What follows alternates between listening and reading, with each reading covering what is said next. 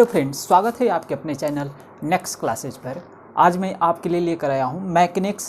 ये जो मेरा 11वां लेक्चर है, टोटल 10 लेक्चर हो चुके हैं अभी तक मेरे ये मैकेनिक्स का मशीन चैप्टर का 10 लेक्चर हो चुके हैं। अगर आपने मेरी वीडियो नहीं देखी है तो कृपया इस डिस्क्रिप्शन में उसकी लिंक दे दी जाएगी, आप वहाँ से वीडियो देख सकते हैं।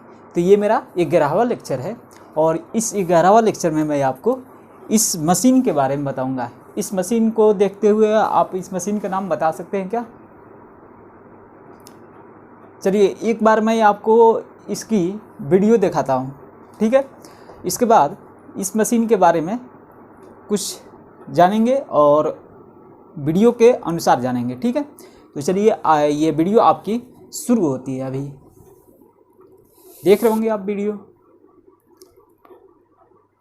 उसमें क्या क्या दे रखा है, स्पिंडल, पिनियन, ड्रम, डब्लू भी दे रखा है भार, और गियर भी दे रखा है एन, और हत्था भी दे रखा है उसमें, देख रहे होंगे वहाँ पे मशीन कैसे चल रही है।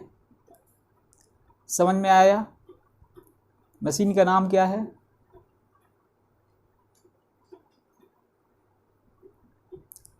चलिए वीडियो तो आप अच्छे से देख लिए, मैं आपको अब बताता हूँ कि इसमें क्या क्या है, और आप भी समझ गए होंगे कि वहाँ पर क्या क्या वो तो समझ गए होंगे कि इसमें क्या क्या लगी हुई है, लेकिन उसका नाम आपको पता नहीं होगा, ठीक है। तो चलिए, इसमें 2 स्तंभ, एक ये स्तंभ और एक ये स्तंभ लगा हुआ है। दोनों स्तंभों के बीच एक स्पिंडल सी लगी हुई है, जो बियरिंग द्वारा एक दूसरे से ये स्तंभ से जुड़े हुए हैं, जो कि स्वतंत्र रूप से बियरिंग से स्वतंत्र रूप से ये क्या हो सकती है, घूम सकती है। यहाँ पर भी उसी टाइप का क्या हुआ है, एक यहाँ पर ड्रम डी लगा हुआ है जिसमें रस्सी लपेटी गई है, और यहाँ पर डब्लू भार लटकाया गया है। ये स्तंभ है, और यहाँ पे एक हत्था लगाया गया है जिसकी लेंथ जो है, इस स्पिंडल से हत्था की लेंथ जो है एल दूरी पर ये हत्था लगा हुआ है, और यहाँ से हम प्रयास अपना पी लगा रहे हैं। आपने वीडियो में अभी देखा, ठीक है। चलिए, यहाँ पर जो लगी है, मैंने इसको हत्था और पिनियन एम को मैंने, ये पिनियन एम है, यहाँ पर T1 जो लगेगा, पिनियन एम इस टाइप का ये घिरनी लगेगा, ठीक है ना।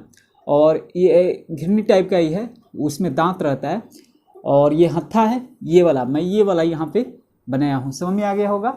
इसके बाद इसमें और क्या देख रहे हैं, इसमें गियर एन, यहाँ पे जो गियर लगेगा, यहाँ पे एक गियर एन लगेगा, और ये डब्लू भार लटका हुआ है, ये समझ में आ गया होगा।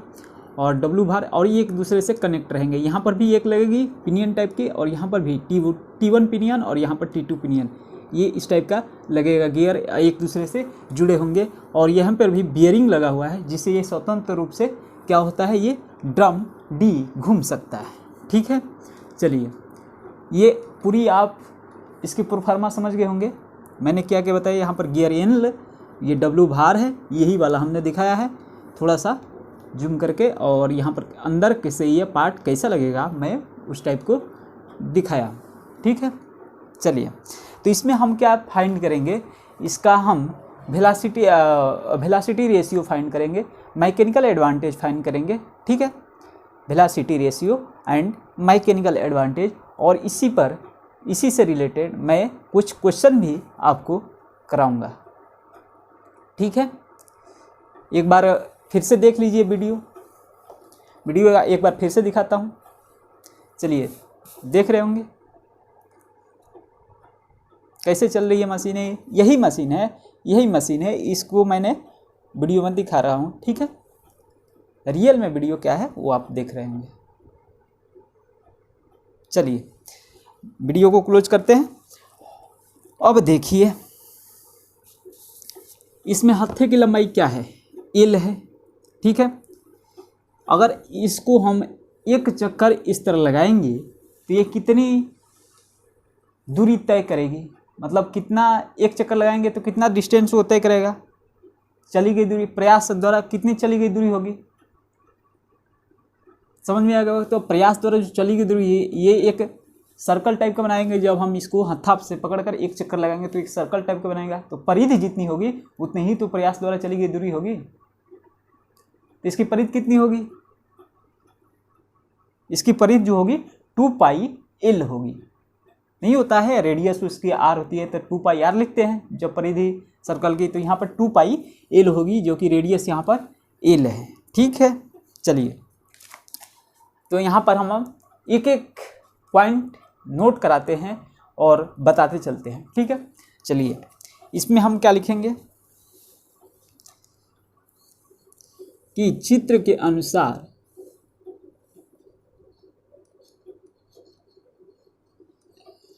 चित्र के अनुसार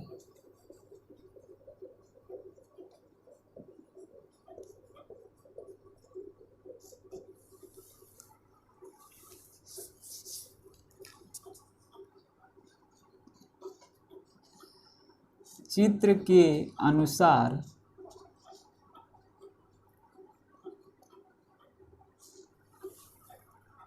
ठीक है, चित्र के अनुसार माना कि हत्थे की लंबाई, माना कि हत्थे की लंबाई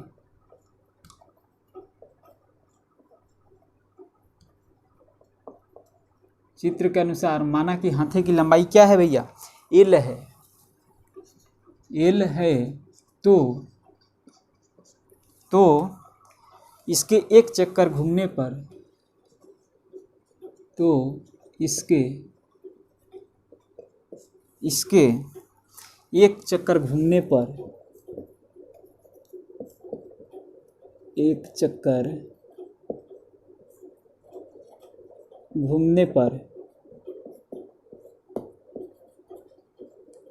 पर क्या होगी? प्रयास द्वारा चली गई दूरी कितनी होगी? प्रयास P द्वारा चली गई दूरी इज इक्वल टू क्या हो जाएगी? चली गई दूरी होगी क्या होगी? 2πl होगी। 2πl होगी, मैं आपको अभी बताया। अब चलिए, अगर हाथे का हम एक चक्कर लगा रहे हैं तो पिनियन एम जो है यहाँ पर पिनियन एम लगी रहेगी T1। ठीक है, तो पिनियन एम भी एक चक्कर लगाएगा क्योंकि ये भी तो एक चक्कर घूमेगा। ये क्या है? स्पिंडल सी एक चक्कर घूमेगा तो पिनियन एम भी एक चक्कर घूमेगा। समझ में आ गया होगा? तो जब पिनियन एम भी एक चक्कर घूमेगा तो हम क्या लिखेंगे? तो पिनियन एम के एक चक्कर में गियर एन के चक्करों की संख्या हमें फाइंड करना है। अगर पिनियन एम एक चक्कर लगाएगा तो ये जो है गियर एन कितना चक्कर लगाएगा? कैसे फाइंड करेंगे ये? तो हम दांतों के अनुसार ये फाइंड करेंगे। इसमें कितने दांत है और इसमें कितने दांत है, दांतों के अनुसार फाइंड करेंगे। इसका मैं आपको फार्मूला बताता हूँ। चलिए क्या लिखेंगे? पहले लिखेंगे हत्थे के एक चक्कर लगाने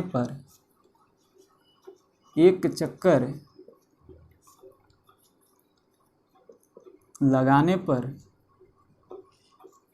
पिनियन एम आपको पता होगा पिनियन एम कौन सा है? पिनियन एम भी एक चक्कर लगाएगा, एक चक्कर लगाएगा।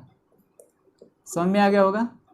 तो अगर पिनियन एम एक चक्कर लगाएगा तो जो ये गियर एन कितना चक्कर लगाएगा? तो यही इसी का मैं आपको फार्मूला लिख रहा हूँ और फटाक से आप निकाल सकते हैं। अतः क्या लिखेंगे इसके बाद? अतः पिनियन एम के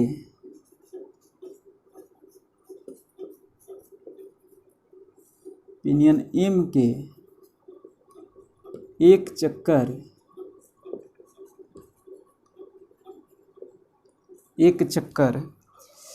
में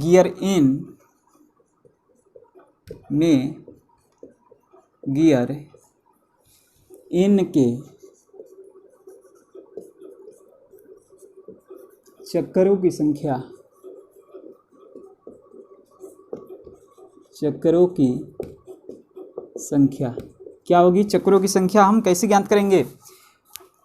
पिनियन पर एम दांतों की संख्या, यानी कि पिनियन पर एम दांतों की संख्या, फार्मूला है पिनियन पर एम दांतों की संख्या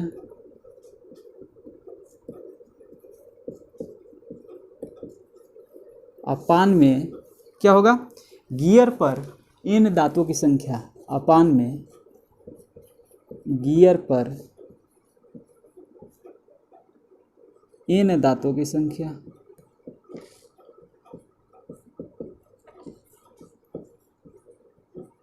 देखिए ये पिनियन है, इसमें एम दांत है, और ये गियर है, इसमें एन दांत है।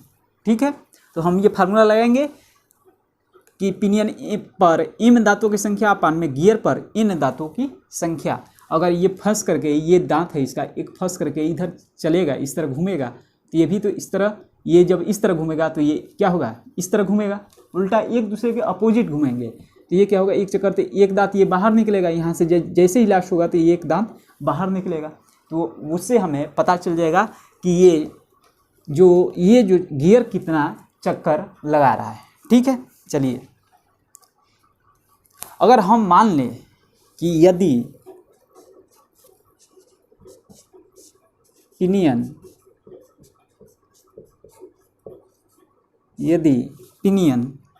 पर दांतों की संख्या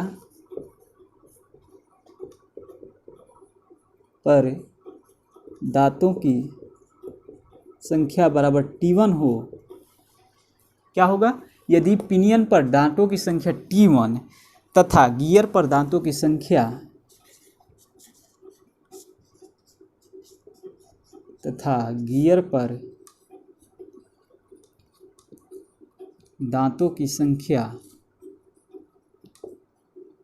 इज इक्वल टू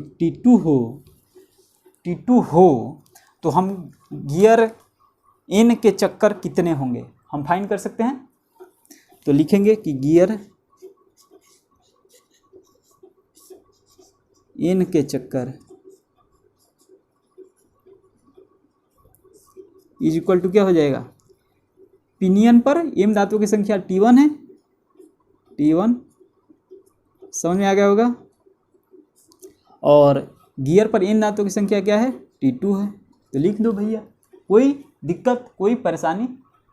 चलिए, ये आप जो T1/2T है, गियर के जो जितना चक्कर लगेगा उतना ही तो ये ड्रम भी घूमेगा। ये यहाँ पर जुड़ा हुआ है ना, तो जो गियर जितना चक्कर लगाएगा उतना ही तो वो चक्कर ड्रम भी घूमेगा। समझ में आ गया होगा। तो हम क्या लिखेंगे? गियर एन के चक्कर बराबर T1/T2 बराबर क्या हो जाएगा? ड्रम के चक्कर,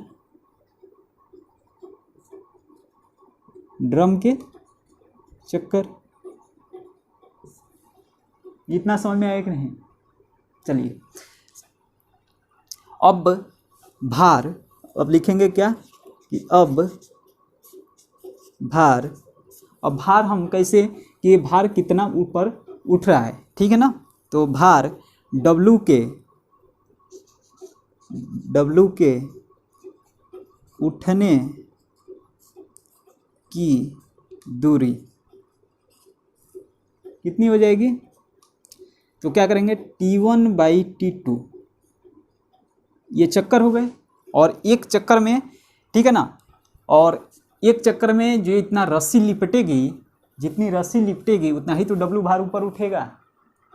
ये आपको समझ में आ रहा होगा कि एक चक्कर में इसमें रस्सी लगी हुई है, तो एक चक्कर में ये रस्सी जितना लिपटेगी इसमें उतना ही तो W भार ऊपर उठेगा। तो चलिए T1/T2 इंटू हम क्या लिखेंगे यहाँ पर? एक चक्कर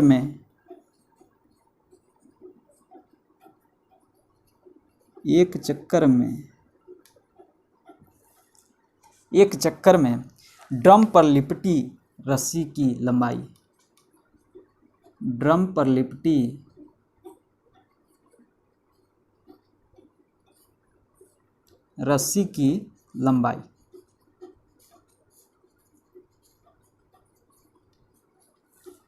इतना आपको समझ में आया? रस्सी की क्या होगी? लंबाई। अब चलिए यहाँ पर एक चक्कर में ड्रम पर लिपटी रस्सी की लंबाई कितनी होगी भैया, ये आपको कैसे पता चलेगा। तो हमने क्या माना है कि इस जो ड्रम की जो रेडियस है, इसकी त्रिज्या क्या है, स्मॉल आर है। तो एक चक्कर में ये क्या कितनी दूरी चाहिए, तो इसकी परिधि जो होगी, जितनी परिधि होगी उतनी ही तो ये एक चक्कर में रस्सी लपटेगी। तो ये क्या होगी, इसकी परिधि कितनी होगी, 2πr हो जाएगी। तो हम लिख सकते हैं, क्या लिख सकते हैं भैया, पहले हम क्या करेंगे, मान लेते हैं कि यदि आपको दिख ही रहा होगा, वैसे भी मान लेते हैं कि यदि ड्रम की त्रिज्या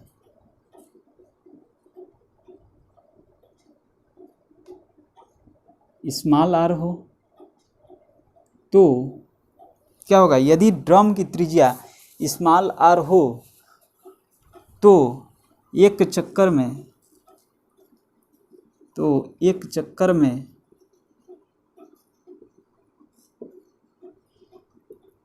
ड्रम पर लिपटी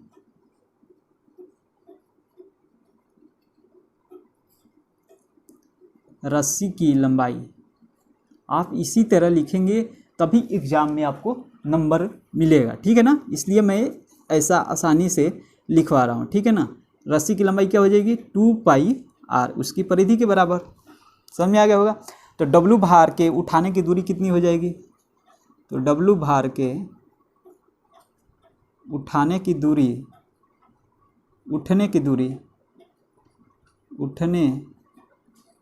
दूरी ऊपर उठेगी, W भार बराबर क्या हो जाएगा, T1/T2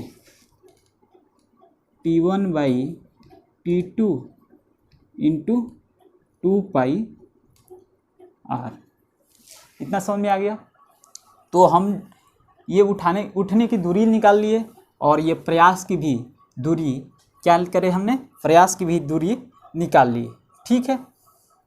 प्रयास की दूरी हमने भी 2πl P द्वारा चली गई दूरी, और W भार के उठने की दूरी भी निकाल लिए। तो भार के उठने की दूरी यानी कि भार का विस्थापन भी निकाल लिया और प्रयास का विस्थापन निकाल लिया। तो हम वेगानुपात आसानी से फाइंड कर सकते हैं। तो वेलोसिटी रेशियो होता है, यानी कि वेगानुपात जो इक्वल टू होता है प्रयास P का विस्थापन अपान में भार W का विस्थापन, यानी कि प्रयास P द्वारा चली गई दूरी अपान में भार W द्वारा चली गई दूरी, ठीक है। तो आसानी से फाइंड कर सकते हैं। तो इतना नोट कर लीजिए। इसके बाद में आगे आपको वेगानुपात निकालूंगा, मैकेनिकल एडवांटेज निकालूंगा, फटाफट नोट कीजिए।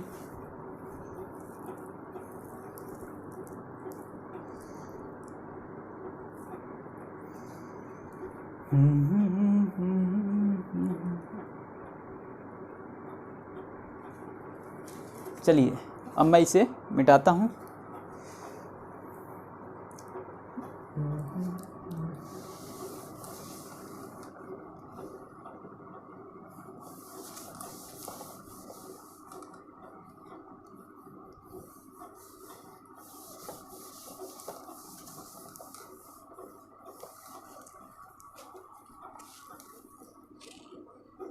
ये स्तंभ है, ठीक है।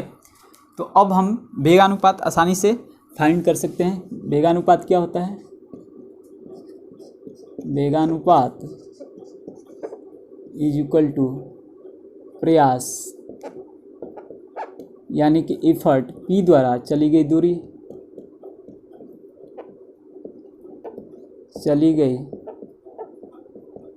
दूरी अपान में क्या होगा, W यानी कि भार W द्वारा चली गई दूरी।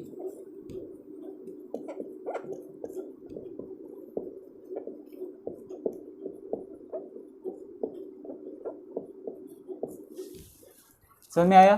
तो प्रयास P का हमने चली गई दूरी कितना निकाला था, ये जो हत्था घुमा था क्या, 2πl। तो हम लिखेंगे वेलोसिटी, वेगानुपात को वेलोसिटी रेशियो लिख सकते हैं। तो वेलोसिटी रेशियो इक्वल टू क्या हो जाएगा, 2π इंटू L अपान में भार W द्वारा चली गई दूरी कितना होगा, T1/T2 इंटू क्या होगा था, 2πr। 2π से 2π कैंसिल, समझ में आ गया होगा। तो वेलोसिटी रेशियो जो आपकी आएगी T2/T1, ठीक है, इंटू L/R। समझ में आ गया होगा। तो वेलोसिटी रेशियो ये आपको समझ में आ गया होगा कि T2/T1 इंटू L/R। तो यांत्रिक लाभ जो होता है, यांत्रिक लाभ यानी कि मैकेनिकल एडवांटेज, यांत्रिक लाभ यानी कि मैकेनिकल एडवांटेज जो होता है दक्षता इंटू क्या होता है, वेगानुपात होता है।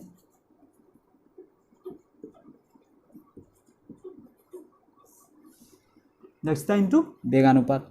तो आदर्श स्थिति की बात करें, आदर्श स्थिति में दक्षता क्या हो जाएगी, 100% होती है यानी कि 1 होती है।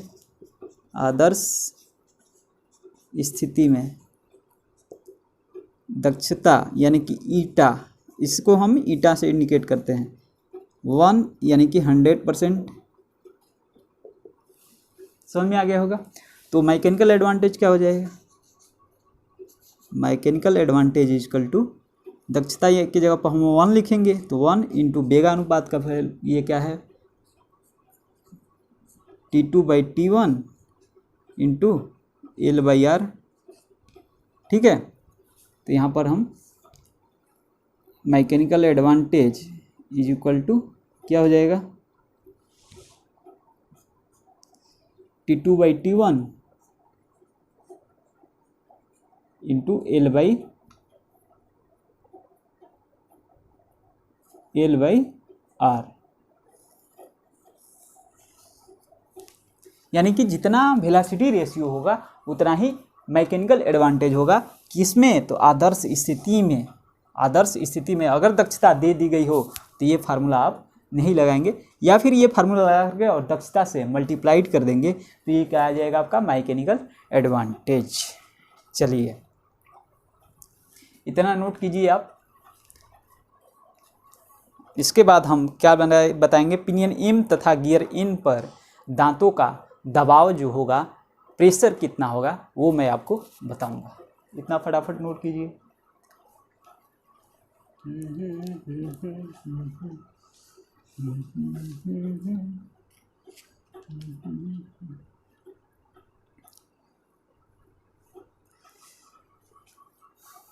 चलिए अब मैं इसे मिटाता हूँ।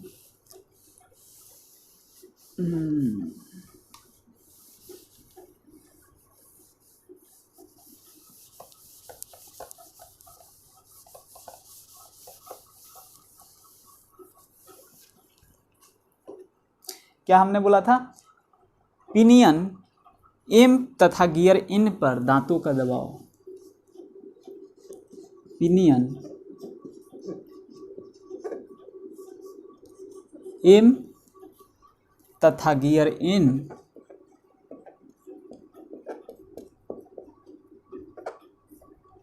इन पर दांतों का दबाव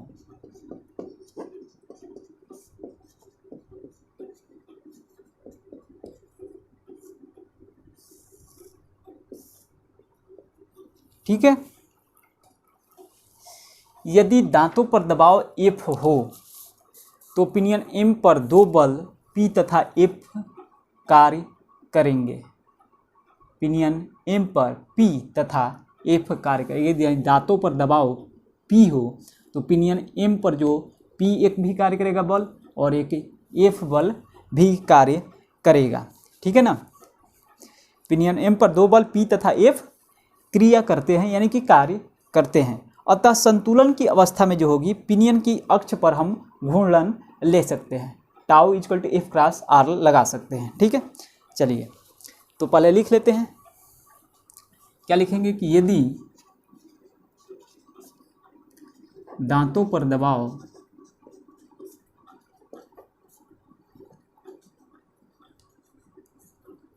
F हो तो पिनियन M पर 2 बल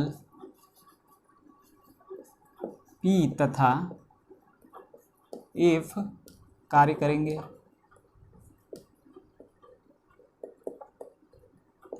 आपको हर एक टॉपिक मशीन से रिलेटेड, जो मशीन चैप्टर है, एक भी टॉपिक आपका नहीं छूटेगा और हर एक टॉपिक का मैं सेपरेट वीडियो बना रहा हूँ, क्योंकि आप आसानी से उसे समझ सकते हैं और उस पर क्वेश्चन भी मैं करवा रहा हूँ। ठीक है, तो मैकेनिकल जो इंजीनियर है उसके लिए मशीन चैप्टर जो होता है बहुत ही इम्पोर्टेंट होता है। समझ में आ गया होगा। चलिए, तो इसमें अगर पिनियन पी तथा एफ कार्य करेंगे, ठीक है, अतः संतुलन की अवस्था में संतुलन की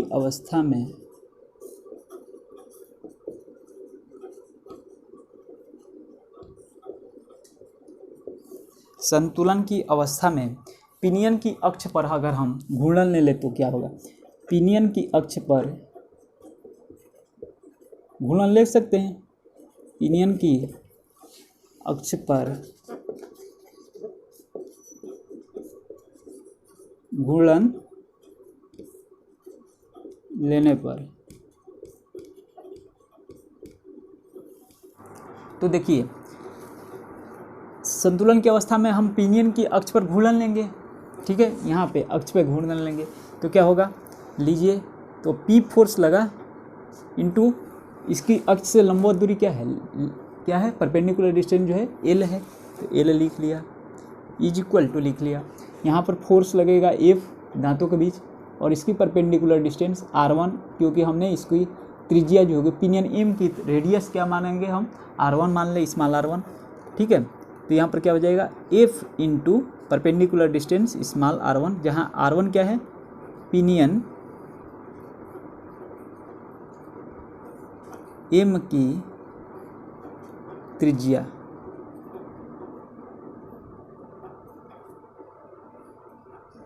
R1 is equal to pinion M की त्रिज्या है। ठीक है, R1 is equal to pinion M की त्रिज्या है। चलिए, यहाँ से हम अगर F का वैल्यू निकालें तो F का वैल्यू क्या हो जाएगा? P इंटू एल अपान में क्या हो जाएगा? R1 हो जाएगा। समझ में आ गया होगा। ठीक है, चलिए अब हम कार्य करेंगे, परंतु अगर हम जानते हैं कि पिनियन के लिए अगर स्मॉल पी जो मानेंगे, स्मॉल पी पिनियन पर दांतों के वृत्ति पिच मान ले, अगर पिनियन के लिए स्मॉल पी पिनियन पर दांतों के वृत्ति पिच मान ले, ठीक है ना, ये कैपिटल पी है। ठीक है, तो यहाँ पर हम स्मॉल पी एक मान लेते हैं, परंतु हम जानते हैं, लिखेंगे कि परंतु हम जानते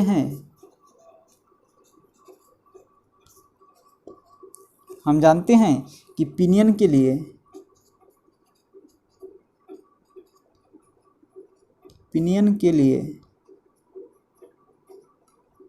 क्या होगा? पिनियन के लिए क्या हो जाएगा? एक स्मॉल पी मानेंगे, स्मॉल पी, ठीक है ना, इंटू क्या होगा? Small P into T1 is equal to 2 pi R1 होगा, जहाँ स्मॉल पी जो है, स्मॉल पी क्या है? Small P is equal to pinion पर दांतों का, इज इक्वल टू पिनियन पर दांतों का वृत्ति पिच है, दांतों का वृत्तीय पिच। ठीक है, वृत्तीय पिच है। समझ में आ गया होगा। चलिए और अच्छे से लिख दो, वृत्तीय पिच। यहाँ से अगर हम R1 की वैल्यू निकाल करके और इसमें पुट कर देते हैं तो हमें F निकल जाएगा। तो R1 की वैल्यू हम यहाँ से निकालते हैं, यहाँ से क्या हो जाएगा? R1 इजकल टू क्या हो जाएगा? यहाँ सब निकालना है यहाँ से, तो R1 इजकल टू क्या हो जाएगा? स्मॉल p इंटू क्या होगा? T1 अपान में क्या हो जाएगा? 2 पाई। इसको इक्वेशन 2 मान लेते हैं और इसको इक्वेशन 1 मान लेते हैं। अब क्या करेंगे? From equation 1 and 2, F equal to क्या हो जाएगा, यहाँ पे 1 और 2 को हल करेंगे तो P into L, F equal to P into L upon में R1 की जगह पर क्या रख देंगे, ये रख देंगे, स्मॉल p इंटू T1 अपान में 2 पाई। ठीक है, तो क्या हो जाएगा, ये जो होगा अब आसानी से इसे हम लिख लेते हैं। डेट सिंप्लाई क्या हो जाएगा, P is equal to F is equal to 2 pi ऊपर चल जाएगा, तो 2 पाई into P capital P into L upon में क्या हो जाएगा, स्मॉल p और इंटू T1, ये आपका फोर्स हो जाएगा, दांतों पर जो होगा फोर्स हो जाएगा। ठीक है, तो आपको एक नोट मैं बताता हूँ, इसमें आपको मैं एक नोट बताता हूँ, इसमें यहाँ यह जानना रोचक होगा, इस जो मशीन में जो होगा यह जानना सबसे रोचक होगा। क्या होगा भैया कि विंच या क्रैब का तात्पर्य, विंच या क्रैब का तात्पर्य क्या है, भारी वस्तुओं को उठाने वाली मशीन से है। भारी वस्तुओं को क्या होगा, उठाने वाली मशीन से है। अगर यहाँ से हत्था से धीरे धीरे चलाते रहेंगे तो ये विंच या ये जो बड़ी से बड़ी जो बोझ होगा वो अपने आप ऊपर की तरफ उठ जाएगा इस मशीन से। ठीक है ना, जबकि परचेज का तात्पर्य क्या होगा, यांत्रिक लाभ से है, जबकि परचेज का तात्पर्य यांत्रिक लाभ से है। तो चलिए इसे नोट कीजिए और इसी पर बेस्ड मैं आपको 1-2 क्वेश्चन करवा देता हूँ। ठीक है,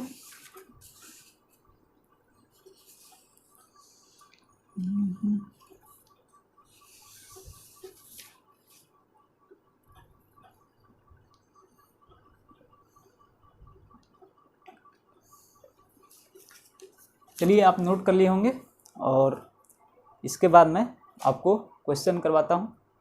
चलिए मैं अब इसे मिटाता हूँ और इसी पर बेस्ड मैं आपको क्वेश्चन करवाऊँगा जो बहुत ही बेहतर होगा और एग्ज़ाम की दृष्टि से भी बहुत ही बेहतर होगा। ये जो होगा आप बीटेक करेंगे तो उसमें भी ये क्वेश्चन आ जाएगा। ठीक है, मैकेनिकल वालों बहुत ही आसानी से पढ़ो और ये मशीन चैप्टर बहुत ही रोचक है। ठीक है, तो चलिए क्वेश्चन शुरू करें। क्वेश्चन रहा ये आपके बोर्ड पे क्या दे रखा है क्वेश्चन में कि एक सिंगल परचेज विंच क्रैब का हत्था 27.5 सेंटीमीटर लंबा, ड्रम व्यास 17 सेंटीमीटर एवं उठाने वाली रस्सी का व्यास 1.2 सेंटीमीटर है।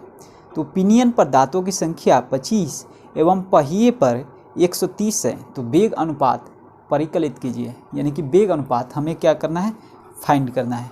यहाँ पर क्या क्या दे रखा है, सॉल्व करते हैं इस क्वेश्चन को।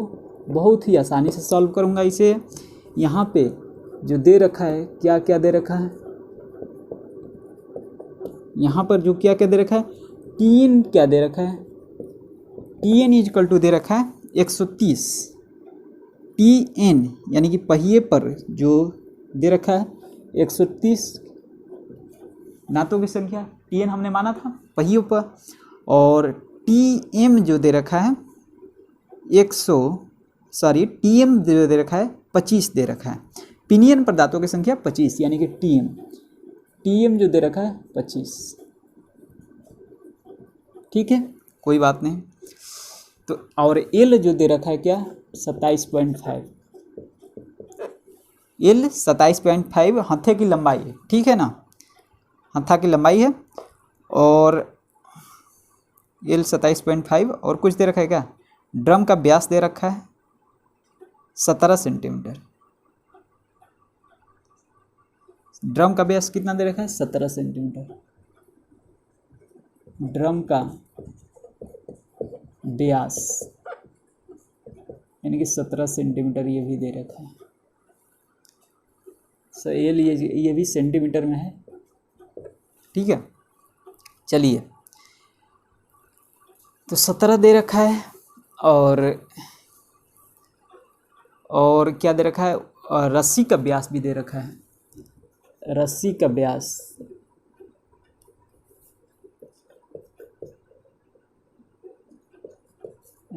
व्यास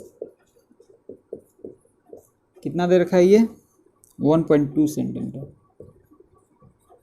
ठीक है, देखिए यहाँ पर ड्रम का व्यास, तो ड्रम का व्यास कुछ ड्रम इस तरह से मैं बनाया था और इस पर जो रस्सी लपेटी गई थी इस तरह। ठीक है, रस्सी जब लपेटी गई तो ड्रम का तो व्यास इतना है, कितना भैया 17, और रस्सी की भी व्यास दे रखा है, तो यानी कि रस्सी को जो इस पर लपेटी गई तो रस्सी की मोटाई भी होगी ना, तो ये भी तो व्यास दे रखा है ना। तो रस्सी का व्यास कितना दे रखा है 1.2 सेंटीमीटर, रस्सी की मोटाई और उसका व्यास यानी कि 1.2 सेंटीमीटर। ठीक है, तो चलिए, तो इसकी जो प्रभावी व्यास जो होगा, ड्रम का प्रभावी अर्ध व्यास यानी कि त्रिज्या जो होगी प्रभावी अर्ध व्यास, इन दोनों को जोड़ेंगे 1.2 प्लस 17 जोड़ेंगे और उसको 2 से डिवाइड कर देंगे, यानी कि ये व्यास है तो उसकी 2 से डिवाइड करेंगे तो त्रिज्या आप उनको फाइंड हो जाएगी। ठीक है, तो चलिए हम प्रभावी व्यास निकालते हैं ड्रम का प्रभावी व्यास क्या हो जाएगा 17 प्लस 1.2 अपान में क्या हो जाएगा 2, तो क्या हो जाएगा 18.2 अपान में 2, ये हो जाएगा 9.1, यानी कि क्या हो जाएगा 9.1 सेंटीमीटर। ये समझ में आ गया। तो वेग अनुपात का फार्मूला क्या लिखा था हमने, T1/T2 इंटू यानी कि Tn, यहाँ पर हम लिखेंगे Tn/Tm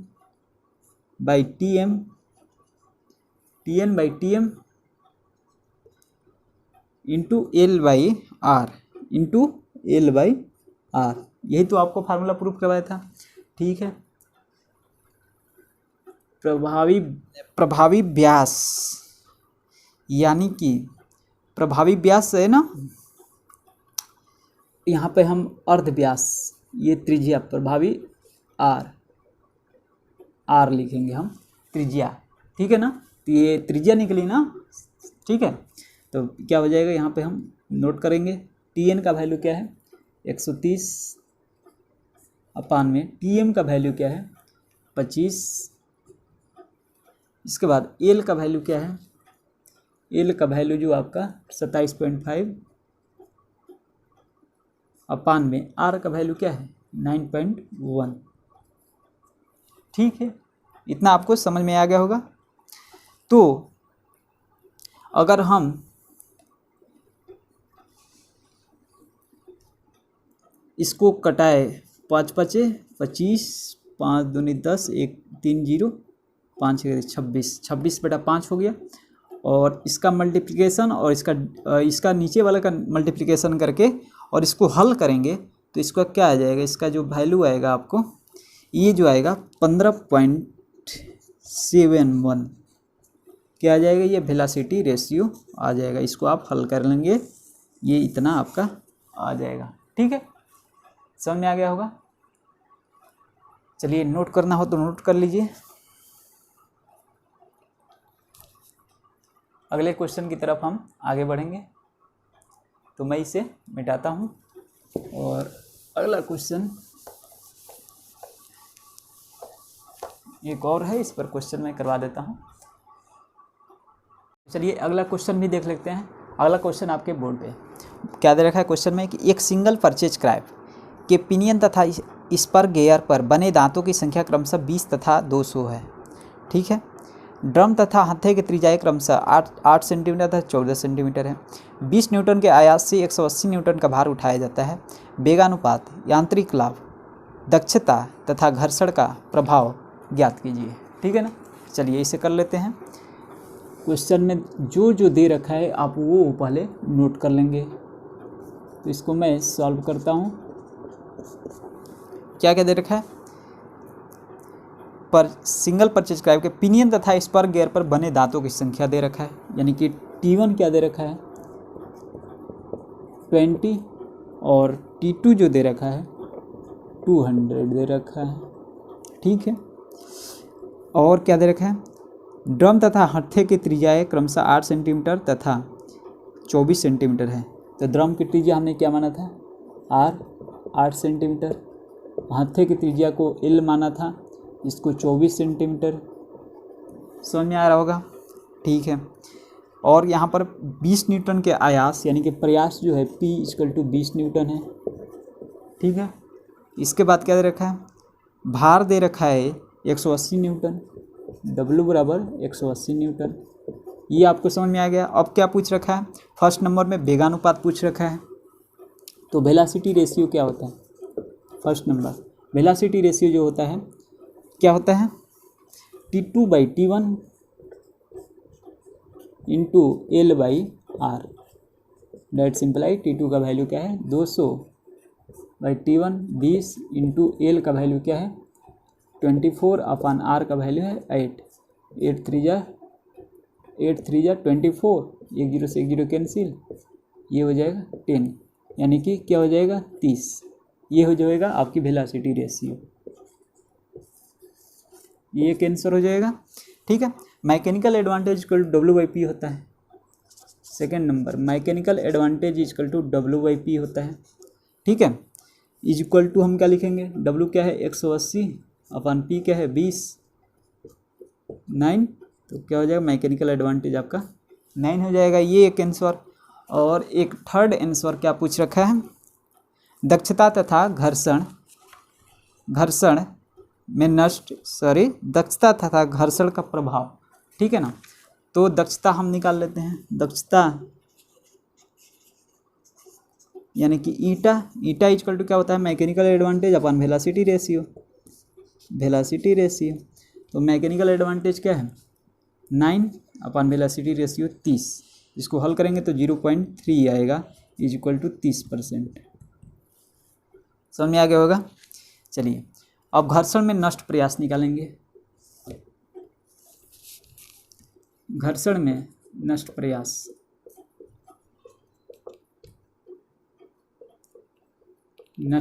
कितना हो जाएगा, जो घर्षण में नष्ट प्रयास जो होगा PF से इसको इंडिकेट करते हैं। तो PF = क्या होता है P - W/VR वेलोसिटी रेशियो। तो P = क्या है 20 न्यूटन, 20 माइनस W क्या है 180 बाई वेलोसिटी रेशियो क्या है 30। ये 6 बार में कट जाएगा, 20 में से 6 हो गया 14, तो PF आया आपका 14, ठीक है। तो घर्षण में नष्ट जो भार होता है वो P × VR हो जाता है, ठीक है ना। घर्षण में नष्ट भार, घर्षण में नष्ट भार यानी कि W = P × VR, P × velocity ratio minus W हो जाता है। समझ में आ गया होगा। तो P × वेलोसिटी रेशियो, P कितनी है 20, तो 20 × वेलोसिटी रेशियो क्या है 30 माइनस W क्या है 180, तो क्या हो जाएगा 600, W 180 है ना, तो 600 माइनस 180 यानी कितना हो जाएगा 420, ठीक है। तो 420 ये क्या आएगा न्यूटन में आएगा। तो घर्षण में नष्ट भार भी आ गया, आपकी घर्षण में नष्ट प्रयास भी आ गया, ठीक है। यहाँ पर दक्षता पूछा था तो दक्षता भी आ गया 30%। इसमें मैकेनिकल एडवांटेज पूछा था तो मैकेनिकल एडवांटेज आएगा 9, और वेलोसिटी रेशियो पूछा था 30, ठीक है। तो ये आपका जो पिनियन तथा बिंच क्राइव ये आपका टॉपिक ख़त्म हो गया। और अगली टॉपिक जो होगी सेकंड पिनियन होगी ना शायद, हाँ दोहरी लिखा है, दोहरी या डबल परचेज विंच या क्राइव। तो अगला जो मेरा लेक्चर होगा इस पर होगा दोहरी या डबल परचेज विंच या क्राइव, यानी कि डबल परचेज विंच या क्राइव पर अगला लेक्चर यानी कि लेक्चर नंबर 12 होगा, ठीक है। तो अगर ये आपको वीडियो पसंद आई तो कृपया इसे एक लाइक ज़रूर करें और वीडियो को अपने दोस्तों के साथ शेयर ज़रूर करें, ठीक है ना। और इस चैनल को यार सब्सक्राइब कर दो। इतनी मेहनत से मैं बना रहा हूँ आप लोगों के लिए वीडियो, तो इस चैनल को ज़रूर से ज़्यादा शेयर करें अपने दोस्तों के साथ। तो मिलते हैं अगले वीडियो में, तब तक के लिए धन्यवाद। जय हिंद।